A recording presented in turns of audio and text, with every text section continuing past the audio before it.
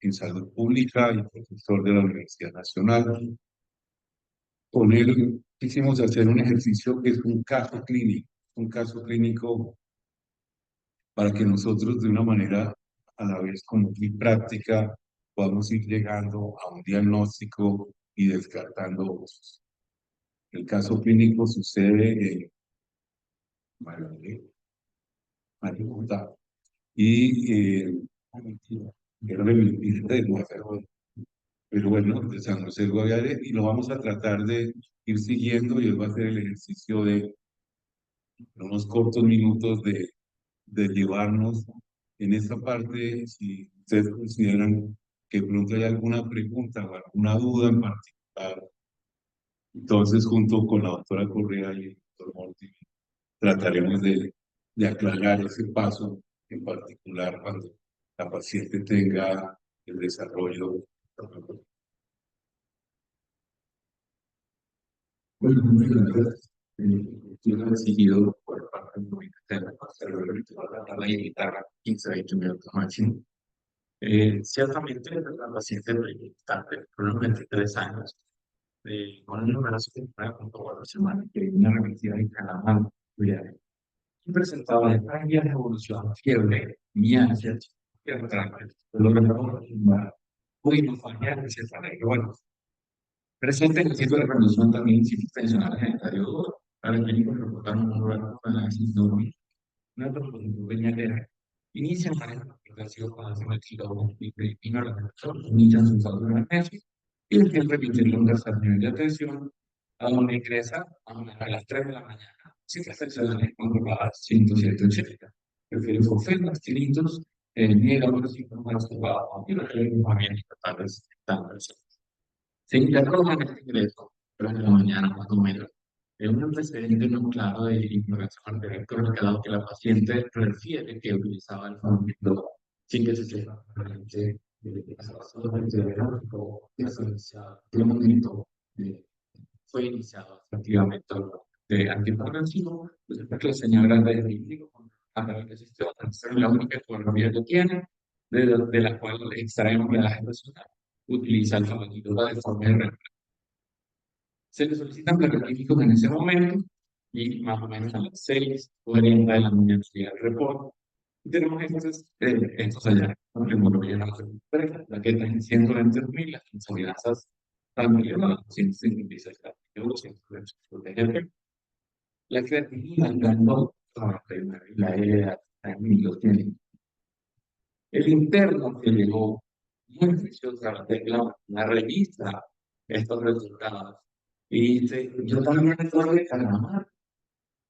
Calamar es un pueblito con 32 veredas rurales, 9.000 habitantes. Él es el único de los 9.000 habitantes que en más de 100 años de fundado Calamar accedió a estudiar medicina gracias a ser bio.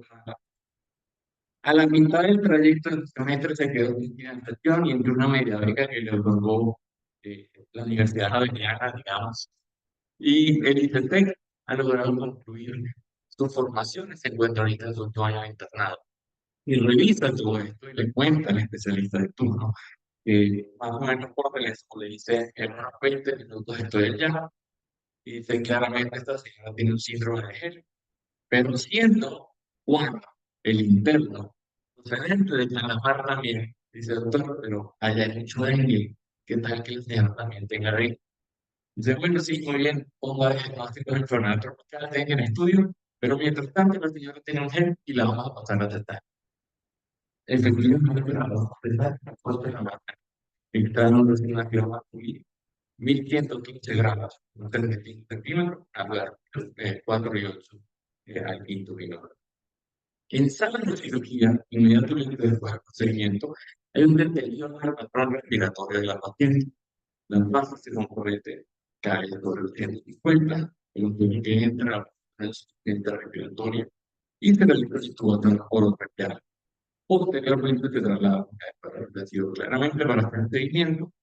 Allí ingresa un respiratorio de modo así, que tiene hay acidosis metabólica. En la radiografía de tórax no encontramos filtrados y hay una intubación selectiva posteriormente la unidad de cuidados intensivos realizan una rehabilitación. Consideran entonces que estamos ante un síndrome completo, una falla ventilatoria hipoxémica, posiblemente asociada a una edema pulmonar. La paciente se encuentra alerta, bajo sedación superficial, eh, no hay mayor reporte de dolor, hay la conciencia continua y el soporte magnesio que se ha desarrollado. Hay una buena perfusión, no hay necesidad de soporte de motor en este momento. Y la paciente se considera que cursa con una lesión renal aguda, y digo 3, el gas urinario está limítrofe, no responde al volumen, a pesar de que se hace un test de furosemida. En el transcurso del día se solicita una valoración por nefrología. Realmente el nefrólogo al paciente considera que tiene una urgencia hidrolítica y decide iniciar terapia dialítica. Hay persistencia de la leucocitosis, aparece infiltrado en el control y se decide hacer un cultivo de la secreción braquial, inician de forma empírica activa. La paciente, a pesar de estar desembarazada, y esto quizás es clave en la evolución, tiene malas condiciones. Es decir, hay una evolución tórpida, se plantea que ya también una sepsis un poco no claro, se decide hacer un cambio de antibiótico a antibiótico. En este momento, finalmente se solicitan las vitaminas G y M para dengue por considerar ciertamente que proveniendo de la zona endémica hay que buscar estas enfermedades diferencial. Y si uno revisa las estadísticas de mortalidad reportadas con dengue, desafortunadamente comparadas a las demás epidemiológicas del año anterior, tenemos casi una triplicación de la mortalidad por dengue hemorrágica en las zonas del país donde la enfermedad es endémica. Por lo tanto, claramente se hace necesario plantear que esto sea uno de los diferentes.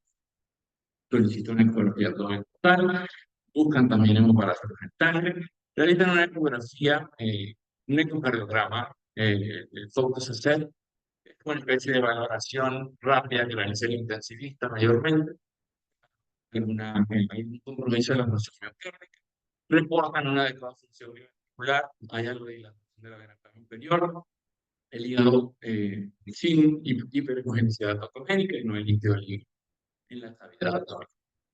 Entonces, en este contexto, ya la paciente está en terapia dialítica, ha evolucionado con elevación de la creatinina y anuria, hay acidosis metabólica.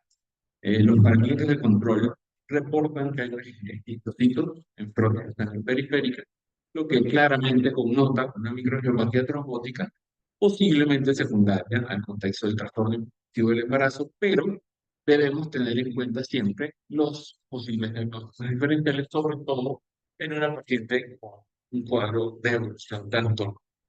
No ha presentado nuevos episodios de fiebre, el antibiótico está en día cero y ante la sospecha del foco inicial infeccioso, los cultivos están en curso.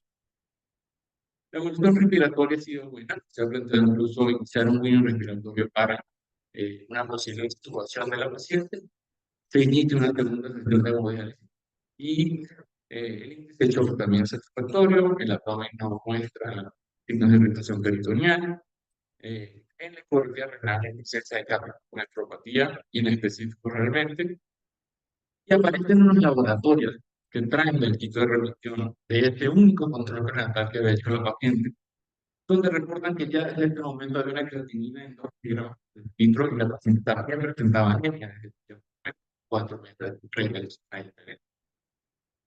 Entonces, en este contexto, estamos planteando que hay una reemplazo con criterios de seguridad nuevos, se manejen, hay un compromiso hepático, renal y hematológico. Las institucionales están elevadas y hubo episodios de emergencia hipertensiva que resolvieron con búrgula de calor. Presentó una falla ventilatoria, posiblemente multifactorial, ya actuada.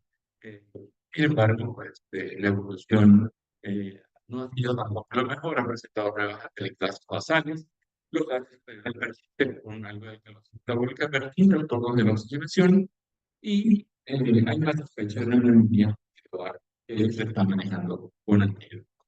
Ahora bien, si vamos a plantear en este contexto claramente que es una paciente que puede tener uno de estos diagnósticos diferenciales, tal vez de forma más expedita, de plantear es utilizando algo que hemos mencionado la doctora Adriana, es el plan Score.